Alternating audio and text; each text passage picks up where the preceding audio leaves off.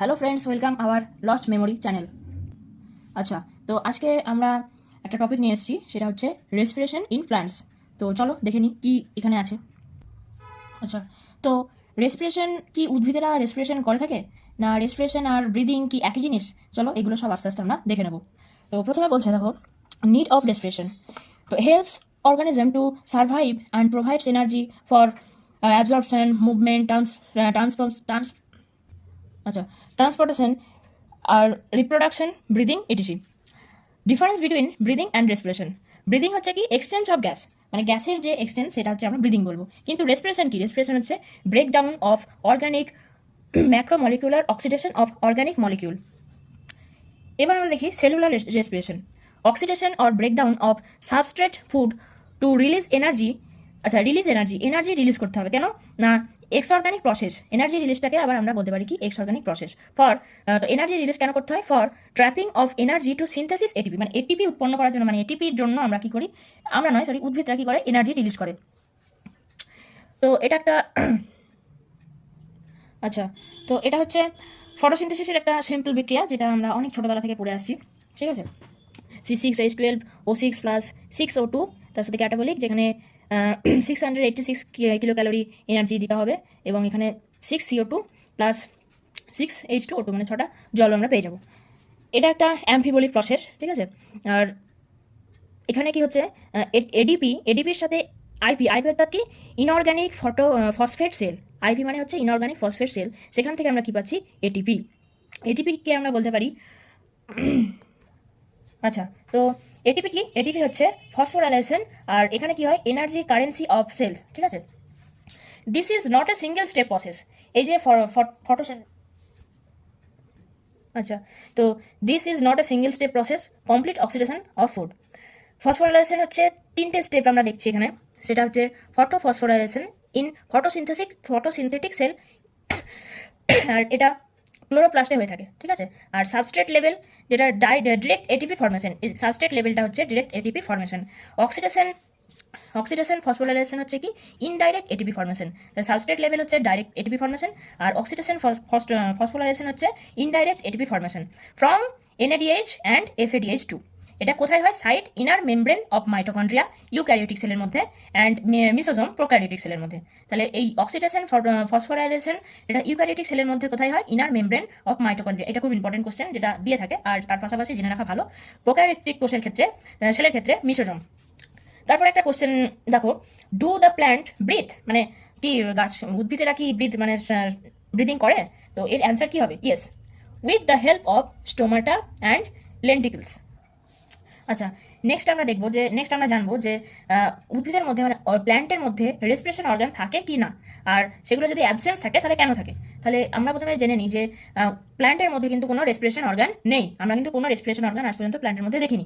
তো reason for absence of respiration organ in plant, প্রথম option A, no great demand, মানে তাদের কোনো গ্রেট ডিম্যান্ড নেই যে রেসপিরেশন করতেই হবে, এরকম কোনো তাদের কোনো ডিম্যান্ড থাকে না।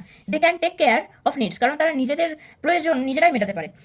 সেকেন্ড কি, রেসপিরেশন ইট আকার অ্যাট স্লো রেট। রেসপিরেশন উদ্ভিদের মধ্যে যেটা ঘটে, মানে প্ল্যান্টের মধ্যে যে আমরা রেসপিরেশন দেখতে পাই, সেটা খুব স্লোলি ঘটে। তো রুট, স্টেম অ্যান্ড লিভস, এই 3 জায়গায় আমরা দেখতে পাবো রেসপিরেশন হবে। লুজ প্যারেনকাইমা, প্যারেনকাইমাগুলো কি হয়? লুজ থাকে কেন? এখানে air space present. Parenchyma loose হওয়ার কারণ হচ্ছে কি এখানে air space present. Distance not very far, therefore diffusion can easily take place. তাদের মধ্যে খুব দূরত্ব থাকে না, যার জন্য কি হয়? Therefore diffusion can easily take place. আচ্ছা, তো রেসপিরেটরি সাবস্ট্রেট। এবার আমরা দেখে নেব কি respiratory substrate that undergo oxidation or breakdown to release energy.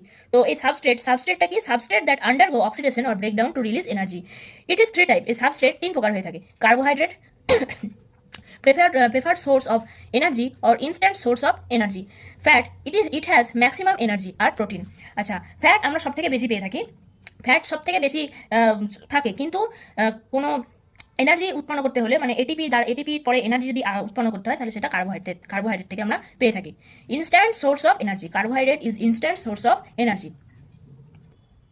আচ্ছা, নেক্সট আমরা দেখবো কি রেসপিরেশন। রেসপিরেশন কি রেসপিরেশন, এটা দুটো আমরা ভাগ দেখতে পাচ্ছি on the basis of respiration substrate use. এই যেখানে যে সাবস্ট্রেটগুলো দেখলাম, তো সেই সাবস্ট্রেটের ভিত্তিতে আমরা রেসপিরেশন দুই প্রকার দেখছি, একটা হচ্ছে ফ্লোটিং রেসপিরেশন, একটা হচ্ছে প্রোটোপ্লাজমিক রেসপিরেশন। তাহলে ফ্লোটিং রেসপিরেশন কি, হোয়েন রেসপিরেটরি সাবস্ট্রেট বলতে কি fat and carbohydrate floating inclusion of the cell, তখন সেটা হবে ফ্লোটিং রেসপিরেশন। আর প্রোটোপ্লাজমিক রেসপিরেশন কখন হবে, যখন when proteins are used and they consist of protoplasm, মানে যখন প্রোটিন ইউজ করা হবে তখন সেটা প্রোটোপ্লাজমিক, আর যখন ফ্যাট ইউজ করা হবে তখন সেটা হবে ফ্লোটিং রেসপিরেশন। আচ্ছা, এবার দেখে নিই যে এই রেসপিরেশন যেটা হচ্ছে সেটা কি অক্সিজেনের প্রেজেন্সে হয় নাকি অক্সিজেনের অ্যাবসেন্সে হয়। তো অক্সিজেনের প্রেজেন্স এবং অ্যাবসেন্স দুটো জায়গাতেই আমরা রেসপিরেশন দেখতে পারবো। তো on the basis of presence and absence of O2, তো যেখানে তোমার অক্সিজেন থাকবে সেটা হবে অ্যারোবিক, আর যেখানে অক্সিজেন থাকবে না সেটা হবে অ্যানঅ্যারোবিক। তো এখানে অক্সিজেন রয়েছে, এখানে অক্সিজেন নেই, তো এটাকে বলা হচ্ছে complete oxidation of food, energy and efficiency high. এখানে এনার্জি অ্যান্ড ইফিসিয়েন্সি হাই থাকে, আর এটা হচ্ছে partial oxidation of food, energy and efficiency এখানে লো থাকে। এবার আমরা কিছু কমন এবং বেসিক জিনিস দেখে নিই, সেটা হচ্ছে অক্সিডেশন। অক্সিডেশন কি, যেখানে লস অফ ইলেকট্রন, আর রিডাকশন কি, রিডাকশন হচ্ছে গেইন অফ ইলেকট্রন।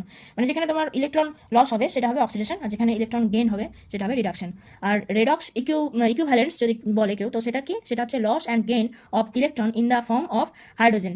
এখানে এইচ বলতে কি, রেডক্স ইকুইভ্যালেন্ট, এখানে যে loss and gain of electron in the form of hydrogen, hydrogen দ্বারা যে লস, এখানে তো ইলেকট্রন বলতে কোনো ইলেকট্রন মানে দ্বারা প্রকাশ হবে না, যে ইলেকট্রন লস করলো তো -E+E এভাবে তো থাকে না, তো এখানে হাইড্রোজেনের মাধ্যমে ইলেকট্রনগুলো লস আর গেইন করে, তো সেই হাইড্রোজেনটাকে বলা হয় রেডক্স ইকুইভ্যালেন্ট।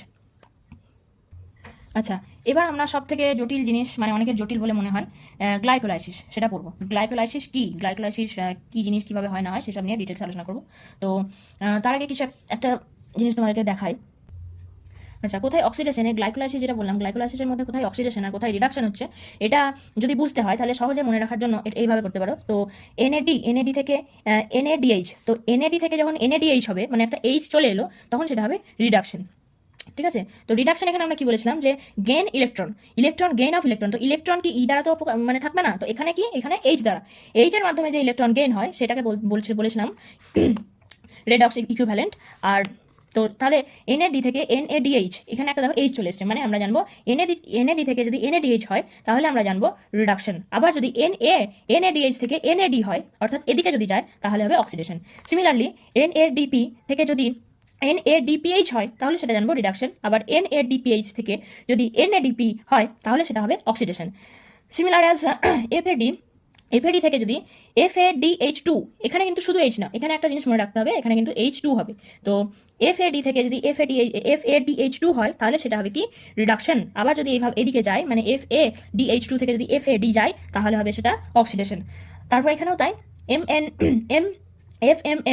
FM থেকে যদি FMNH2 হয়, এখানেও তাই H2, শুধু H নয় H2 যদি হয় তাহলে হবে সেটা রিডাকশন। আবার এদিকে যদি যায় তাহলে হবে কি, অক্সিডেশন।